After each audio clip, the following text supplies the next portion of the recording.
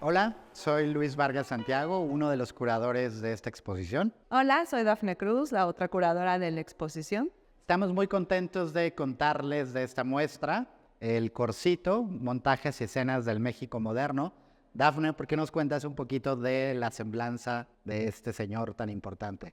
Bueno, Antonio Ruiz el Corsito fue uno de los artistas más importantes de la primera mitad del siglo XX en México. Y Antonio Ruiz nació en Texcoco en 1892 y de ahí tuvo una, trayectoria que no fue parecida como la de ningún otro artista. Estudió en la Escuela Nacional de Bellas Artes, también hizo estudios de arquitectura y después también se trasladó a Estados Unidos para aprender a hacer escenografía. Se trasladó específicamente a Hollywood. Cuando regresa, ya tiene formalmente un trabajo en los estudios mexicanos para hacer películas, las escenografías, y también empieza como una participación muy importante del Corsito en las misiones culturales, pero también en la elaboración de escenografías y vestuario, que es lo que vamos a ver en esta muestra. Al mismo tiempo de este trabajo, Antonio Ruiz hizo una producción pictórica, unas escenas, por eso también se llama así la exposición, que son pinturas pequeñas que nosotros decimos en miniatura, que es ahí también invitamos al público a observar como en detalle las obras que forman parte de esta exposición, que también nos van a representar los personajes del México moderno.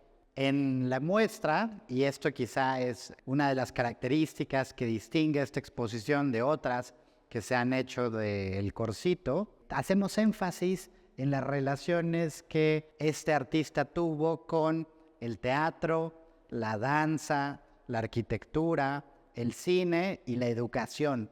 Él fue un maestro incansable, dio clases, por ejemplo, en el Instituto Politécnico Nacional, donde dirigía un taller de maquetas. Es también el director que funda la Escuela Nacional de Pintura, Escultura y Grabado, la Esmeralda, y es alguien que va a trabajar con muchas compañías de teatro, con compañías de ballet. Ya Dafne les contó un poquito del paso de este maravilloso artista por los estudios cinematográficos. Entonces la idea es que entren a la exposición Montajes y Escenas del México Moderno con muchas ganas de conocer a uno de los artistas más importantes del siglo XX mexicano. La primera sala de la exposición la dedicamos a presentar a Antonio Ruiz desde sus años tempranos y a partir de sus autorretratos o de un retrato que le hizo Miguel Covarrubias, planteamos cómo este pintor tuvo una personalidad muy peculiar. Fue alguien que estuvo relacionado con muchos grupos artísticos de su momento, pero que siempre mantuvo independencia. No es casual que sus obras las firme con una inicial M después del nombre Antonio. La M no corresponde a ningún nombre, sino es más bien una afirmación de un juego que le gustaba hacer. La M es por muy. Antonio M. Ruiz, es decir, Antonio Muy Ruiz, alguien que se distinguía de otros por tener una personalidad propia, un estilo, y también que, a pesar de que se llevaba bien con distintos grupos y asociaciones artísticas y políticas, nunca tomó partido por un bando o el otro. También en esta sección hablamos de cómo es que se le conoce como el Corsito.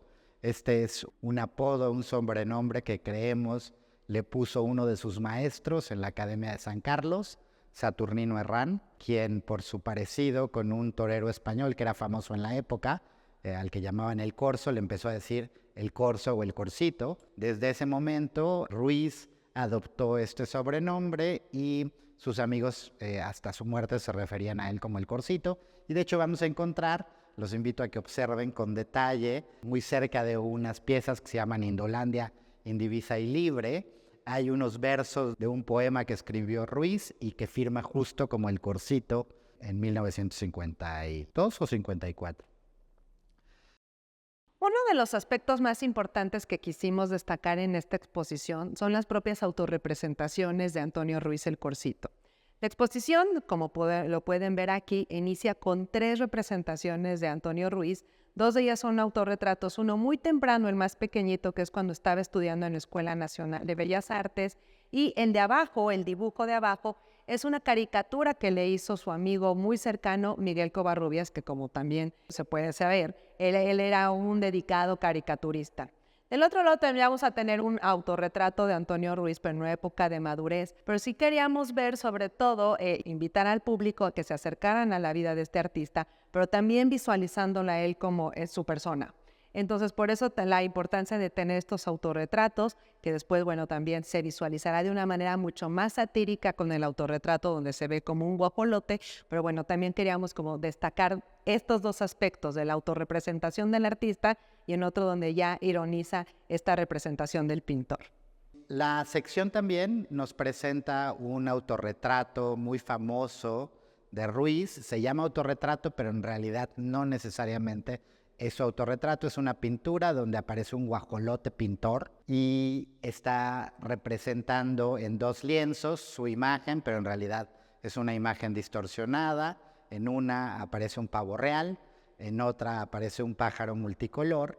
Y es un poco un juego sobre la autopercepción de los artistas. Se ha dicho que probablemente este autorretrato sea una broma, una mofa de uno de los amigos del pintor, que era Roberto Montenegro, a quien apodaban un poco el guajolote. También se ha pensado que es una referencia a otro cuadro famoso de alguien muy cercano a Ruiz, de Juan O'Gorman, quien tiene un autorretrato donde aparece en el acto de pintar un autorretrato y aparecen otras referencias al trabajo de este arquitecto y pintor. Esa es la sección inaugural. Ahora les voy a contar un poco más de las relaciones que esta sala teje con el teatro, las escenografías y el paso de Ruiz por las misiones culturales. Estamos en la sección que titulamos Teatro y Escenografías. Aquí agrupamos un conjunto de obras que Ruiz hizo cuando fue en su primera etapa, en los años 20, ya había salido de la Academia de San Carlos, y era un artista entrenado que trabajaba en puestos en instituciones de gobierno, por ejemplo, la Secretaría de Comunicaciones y Transportes, donde hacía mapas, después participó en la Secretaría de Educación Pública, y esto lo llevó a trabajar con niños. Algo bien interesante del Corsito es que participó de las famosas misiones culturales que empezaron con José Vasconcelos, el secretario, después de la Revolución Mexicana, que tenía esta campaña para alfabetizar al país y acercarlo a los artes. Como parte de estas misiones culturales, algunos profesores, los de arte, enseñaban a los chicos dibujo, pintura, títeres a partir de teatros guiñoles, y este fue el caso de Ruiz. Se piensa que aplicó un método que estaba muy en boga en los años 20, que es el método de dibujo Adolfo Bess-Mogart, a partir del cual se encontraron algunos patrones en el arte popular mexicano que servían como una suerte de alfabeto para después componer dibujos más complejos y enseñar a los niños a dibujar.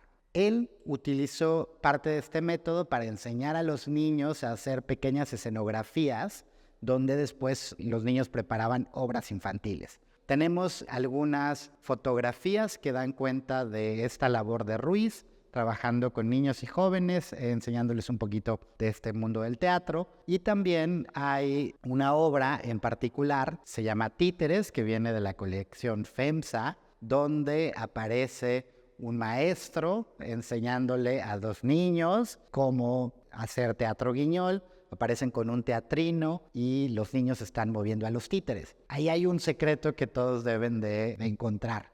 Hay un sol en el teatro, en la parte central, que hemos usado como un motivo importante y que Ruiz retomó a su vez de un teatrino o de una escenografía que diseñó uno de sus estudiantes. Ese sol luego lo llevó a esta pintura que se llama Títeres y es el sol que nos recibe al entrar a esta exposición. Antonio Ruiz el Corsito tuvo varias colaboraciones con artistas y escritores de la época. Uno de ellos fue con el fundador del teatro moderno en México, Rodolfo Usigli, quien escribió una obra que se llamó Un día de estos, fantasía impolítica. Esto se relaciona con las obras que aquí tenemos presente en la exposición. Bueno, las obras Indolandia, Indivisa y Libre se refieren a la existencia de un país imaginario, que esto era de lo que trataba la obra de Usigli. que más bien es una parodia política, hacía un eco de lo que estaba sucediendo en México también ya para la década de los años 50, que se refería mucho a la sucesión presidencial. Por eso también en la obra que podemos ver aquí y en los dibujos que también acompañan estas dos obras, que además son muy importantes dentro de la producción artística del Corcito, vamos a ver una bandera de este país imaginario, pero que sin duda está aludiendo a México y la situación política, sobre todo cuando se designaba a un sucesor presidencial. En este caso, los dos animales que están al fondo de esta bandera de este país imaginario son un sapo y un caballo.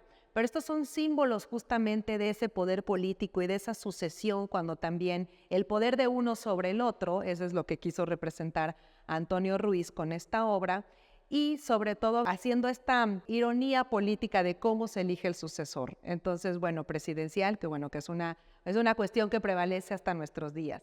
Y por eso también muy importante la colaboración entre Usigli y Antonio Ruiz, quien además le dedicó importantes textos en su producción. Por eso es muy importante que destaquemos aquí la colaboración entre pintor y el escritor. Vamos a ver ahora una escenografía. Este fue el inicio en las misiones culturales, pero después él empezó a trabajar de forma mucho más establecida con algunos pintores, con coreógrafos, gente de ballet, de teatro, y ese es el caso de una obra que tenemos hacia el final de la sala, que se llama Lluvia de Toros. Es una maqueta de una escenografía que él diseña para el ballet, la compañía de ballet La Paloma Azul, que fundó la bailarina y coreógrafa Ana Sokolov.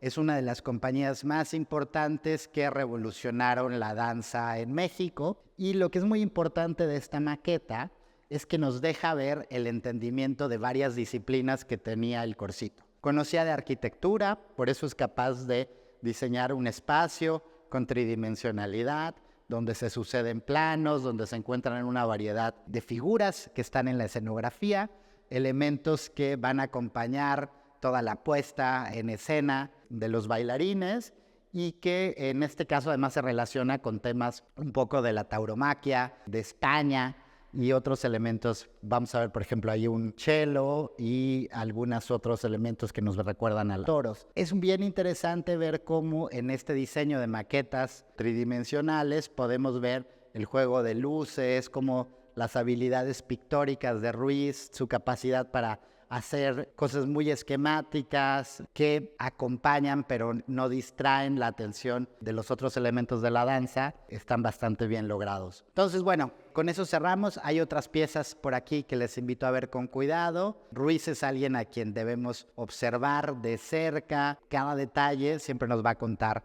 una historia interesante. La sección Universos Femeninos recupera algunas de las obras más famosas de Antonio Ruiz enfocadas en la representación de mujeres. Mujeres del México moderno, de una variedad de clases sociales, de una variedad también racial, donde tenemos personajes que podemos reconocer, más cercanos al componente indígena, en algunos casos mujeres mestizas, mujeres que habitan la Ciudad de México y que son parte de un nuevo repertorio de tipos populares. Hay en esta sección algunas obras que nos cuentan sobre alegorías patrias, como la representación de Malinche o El sueño de la Malinche, el cuadro que quizá es más famoso en la obra de Ruiz, porque ha viajado a muchas exposiciones desde que lo pintó en 1939, ha estado por todo el mundo y esta obra fue muy importante en la vida de Ruiz porque la hace pensando en el tema de una exposición que propuso organizar en la Galería de Arte Mexicano en 1940 André Breton, el padre del surrealismo, y donde participaron muchos artistas de la época. Ruiz, pensando en el tema surrealista, en el tema onírico, decide representar a Malinche como una mujer que es una mujer montaña, que reposa en la cama y donde su cuerpo es una montaña con algunas casas y construcciones coloniales que está coronada por una iglesia que a los amigos familiarizados con Puebla les va a recordar a la iglesia de los Remedios que corona la pirámide de Cholula. Está llena de detalles que es muy interesante observar. Además de esta obra de la Galería de Arte Mexicano, tenemos otra que se llama La Billetera. Y La Billetera es una representación de estas mujeres, de las clases populares. Empieza a representar Ruiz y que nos hablan también de una cosa de su época, es decir, vender billetes de lotería. Es alguien que aparece representada con su bebé en un rebozo. Y un detalle curioso es que haciendo la investigación de esta pieza, que también pertenece a la Galería de Arte Mexicano, encontramos una fotografía de archivo que nos revela que el rostro de esta mujer, originalmente como lo había pintado Ruiz, era un poquito distinto. Les invito a comparar la fotografía del archivo con la pintura y ver cómo le cambió algunos rasgos faciales. Otra de las obras que es muy importante es la obra Viaje al Infinito o Hacia el Mar. Antonio Ruiz fundó en 1943 la Escuela Nacional de Pintura, Escultura y Grabado, La Esmeralda, esta escuela donde se han formado muchos artistas desde entonces. Fue su primer director y como parte de los maestros que enseñaban en esta escuela, él invitó a algunos pintores y escultores importantes, grabadores de la época, entre ellos a Frida Kahlo.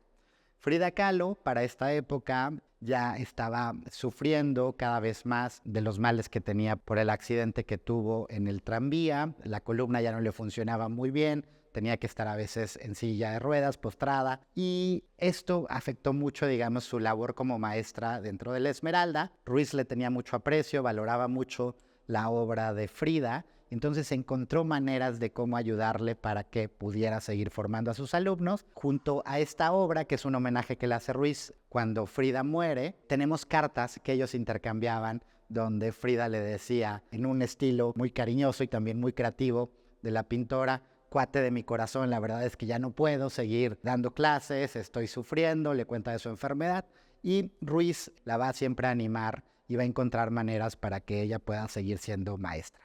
Cuando Frida muere, en 1954, un año después, Ruiz le hace un homenaje que es una suerte, digamos, como de homenaje luctuoso, muy amoroso, en un estilo infantil, con este cuadro que vemos estofado con colores.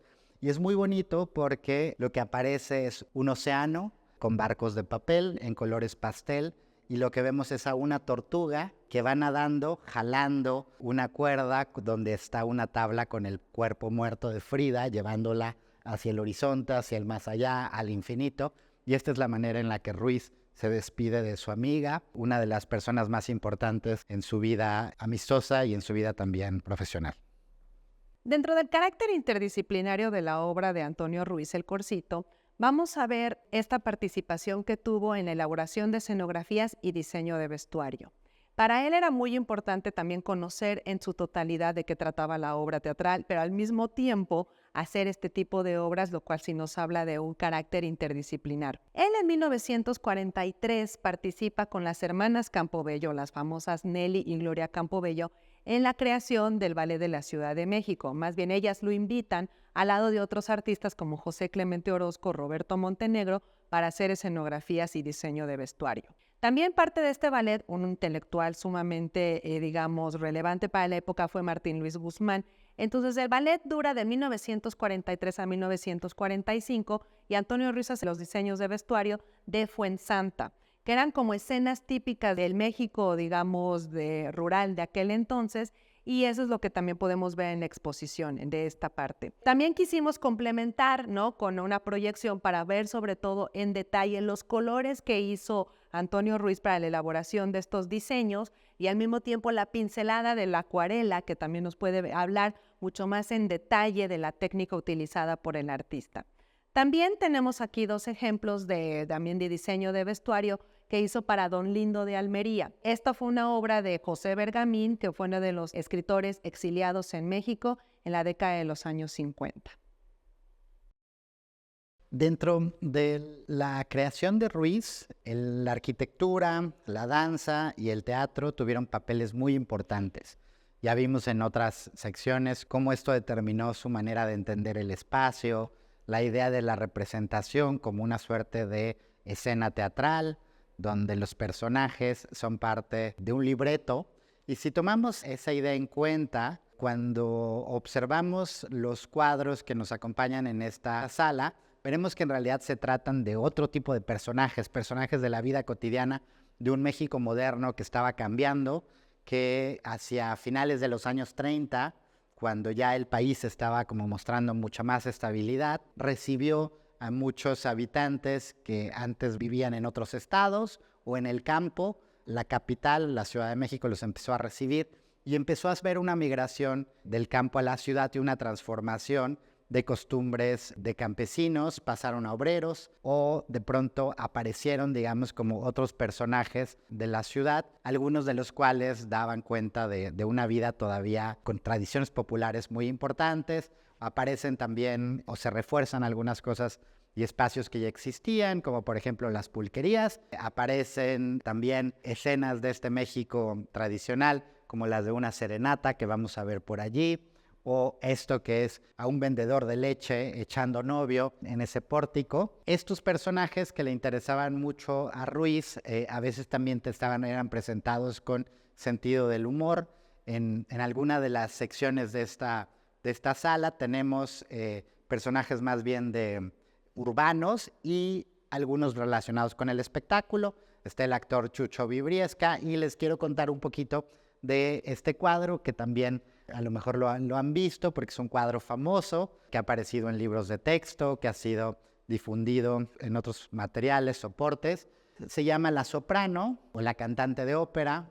Es un cuadro donde vemos a una mujer practicando el canto o el canto bello y está probablemente inspirado en Fanny Anitua, que era una cantante de ópera de la época del Corcito, su amiga, cofundadora con él de un grupo muy importante que se llamó el Seminario de Cultura Mexicana en los años 40, pero vemos que es una cantante que está emitiendo probablemente un do de pecho con mucha fuerza, intensidad, vemos el esfuerzo de su cuerpo y parece que algo le sale mal a la cantante y termina emitiendo un gallo, una nota discordante que el Corcito representa de manera gráfica con un gallo que sale de su boca. Y el que, curiosamente, también si vemos con detalle, veremos que parte del rostro del gallo se refleja en un espejo que está por allí. Bueno, estos eran un poco de las bromas que nos va contando el Corcito en sus obras y que cuando las vean les invitamos a encontrar algunas de estos juegos visuales, contradicciones entre algunos personajes. De esto se tratan esta sección que lleva por nombre Personajes del México Moderno. En los textos dedicados a Antonio Ruiz, mucho se ha dicho que él no hizo obras de carácter político, pero estas obras nos afirman que sí tuvo cierto interés político, pero también, digamos, complementado con su propia visión de lo que estaba sucediendo en México, particularmente en la década de los años 30. En esta sección que sí tenemos como una lectura muy particular de Antonio Ruiz sobre la política en México de aquel entonces, vamos a poder ver que en estas escenas en miniatura también él dio un mensaje. Es decir, ¿qué estamos viendo en estas obras? En primer lugar, las manifestaciones que buscaban la reivindicación de la lucha popular y del contrato colectivo del trabajo, como también lo vamos a ver en un mural más adelante, pero además también cómo se va haciendo esta educación política a las infancias. Entonces, bueno, Antonio Ruiz estaba muy dedicado en pensar en cómo dar este mensaje político sin ser abiertamente, digamos, de izquierda, como lo fueron Diego Rivera o David Alfaro Siqueiros. En la obra México 1935, que además hace mucho que no se logra ver en público porque es de una colección privada, él también hace como una, digamos, transposición de imágenes, donde además de ver esta transición del México rural al moderno, a través de todas estas manifestaciones de los componentes de la sociedad mexicana que estaban buscando como igualdad laboral, también ahí hace una serie de retratos que se pueden ver mucho más en detalle si uno lo observa a lo lejos en la pintura del Vicente Lombardo Toledano, que fue como un político de izquierda de la década de los años 30, pero también al mismo tiempo vamos a ver pequeños símbolos en la obra que nos denotan también la inclusión de la educación socialista en México, ¿no?, con la destrucción de imágenes religiosas o la aparición de una efigie de Lenin, que como sabemos fue el líder de la Revolución Rusa. Entonces, bueno, Antonio Ruiz hace en estas obras también, construye una identidad de clase, en este caso en el obrero, que aparece como arengando, digamos, a la población, pero estas obras no son, digamos, muy comunes en la producción de Antonio Ruiz. Al final también vamos a tener Desfile Cívico, que es una obra, digamos, de las más reproducidas de Antonio Ruiz, donde hay también un juego visual entre un niño que aparece en bicicleta, que también eso puede hacer como esta diferencia de clases sociales, y al mismo tiempo los niños que tienen ya la bandera de México como uniformando, como si fuera una especie de uniformar la educación en México en aquel entonces, donde está a la cabeza con su maestro. Estas son las obras políticas de Antonio Ruiz. Antonio Ruiz también tuvo participación en algunas comisiones murales. En esta sección, que además es la obra más grande de toda la exposición, él también estaba muy interesado en hacer otro tipo de pintura mural. A él en 1936 lo contacta el empresario Valente Sousa para hacer unas decoraciones en la biblioteca de su domicilio en Reforma. Entonces, bueno, ahí su participación primera como muralista fue en una comisión privada. ¿Qué es lo que le piden a Antonio Ruiz en esta comisión? Hacer como una relectura, digamos, de los planisferios, basándose en los atlas cosmográficos del siglo XVII, pero al mismo tiempo viendo los movimientos astrales y bueno, también el papel de los planetas en este movimiento. Años después, él complejiza, digamos, esa propuesta en la obra que pueden ver detrás mío, pero también es muy importante aquí ver la técnica que hizo. Obviamente sí lo pensó para decorar de manera monumental un espacio privado, pero aquí Antonio Ruiz pensó mucho en la técnica y en el detalle, sobre todo si vemos, por ejemplo, los signos zodiacales, el movimiento de los planetas, que es algo que podemos ver aquí y que tiene un eco visual muy estrecho con la obra de Juan O'Gorman que hizo para la Biblioteca Central en Ciudad Universitaria, lo cual también nos habla de esta afinidad entre Juan O'Gorman y Antonio Ruiz que tuvieron a lo largo de su carrera. Esta sección lleva por nombre La mirada cinematográfica. Es una de las secciones donde nos ocupamos del cine y es importante porque el Corsito vivió más o menos entre 1924 y 27 en Los Ángeles. Fue a Hollywood a buscar trabajo como escenógrafo, como decorador. En ese momento Hollywood está convirtiéndose en la gran industria que conocemos. Y en este tiempo él va no solo a ver mucho cine, sino además conocer realmente cómo funcionan los estudios de grabación. Es un momento donde las cámaras cinematográficas en los años 20 y en los años 30 no eran tanto como las de ahora que graban escenas en movimiento como una carrera de autos, por ejemplo. No, en aquel momento eran más bien, tenías la imagen fija, la cámara se movía poco, entonces era muy importante recrear todos los escenarios de manera muy realista. En esta sección van a ver diferentes escenografías que el Corsito hizo para cine, curiosamente en un estilo que recuerda a las haciendas mexicanas, a la arquitectura colonial. El estilo se le conoce como neocolonial o colonial californiano.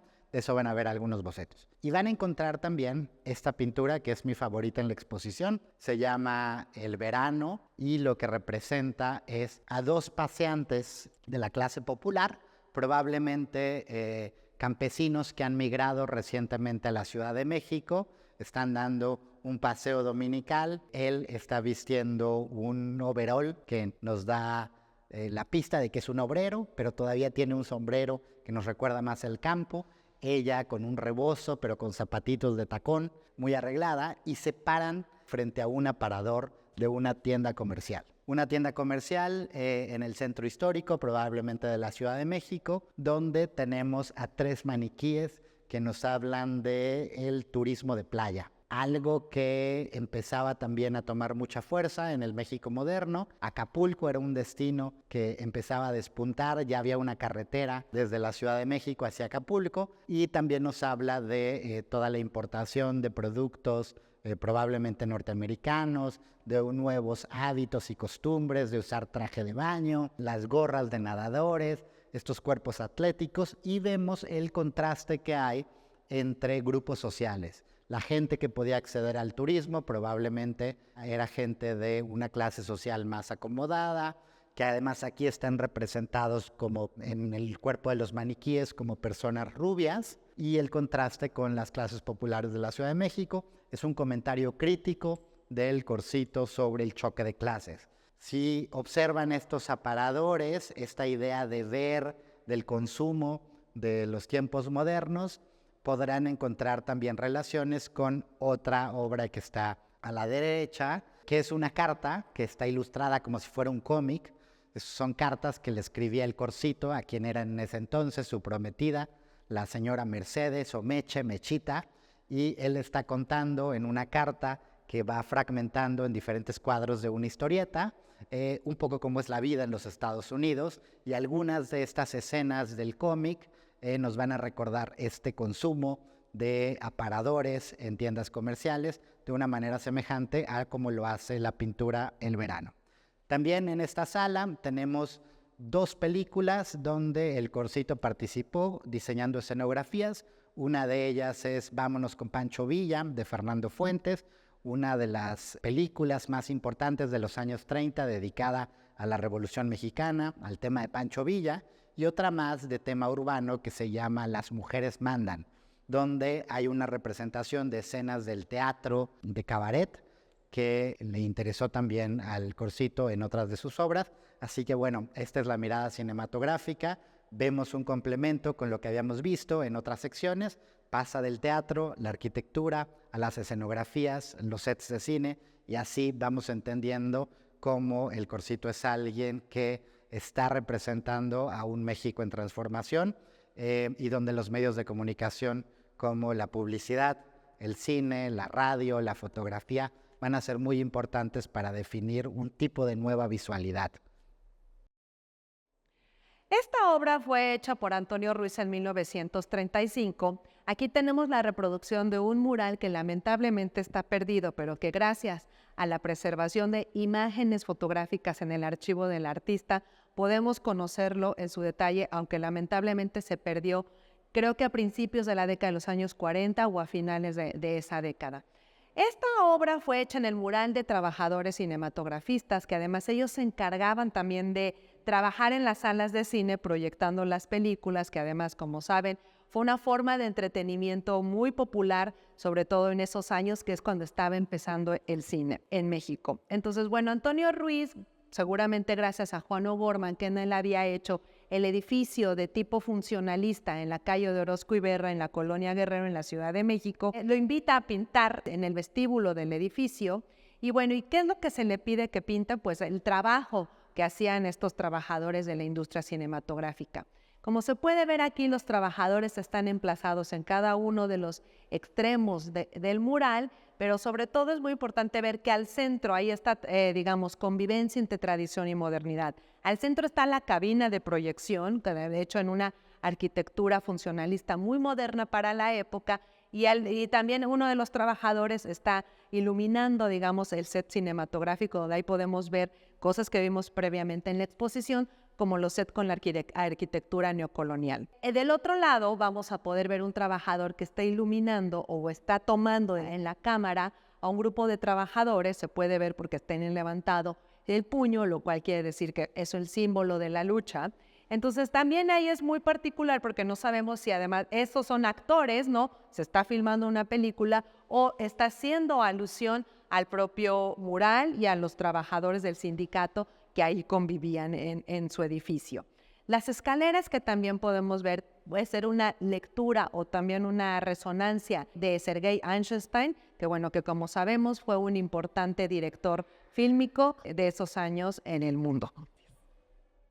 Bueno, este es el cierre de nuestra exposición. Con esta réplica del mural del Sindicato de Cinematografistas es con lo que decidimos finalizar la exposición. Entonces, con una invitación también para que pudieran venir a verla. La exposición estará abierta a partir del 29 de junio y estará hasta el 4 de noviembre. Muchas gracias por acompañarnos. Gracias por acompañarnos. Esta exposición, El Corsito, montajes y escenas del México moderno, fue posible gracias al apoyo de Editorial Delti y Pinturas Ocel.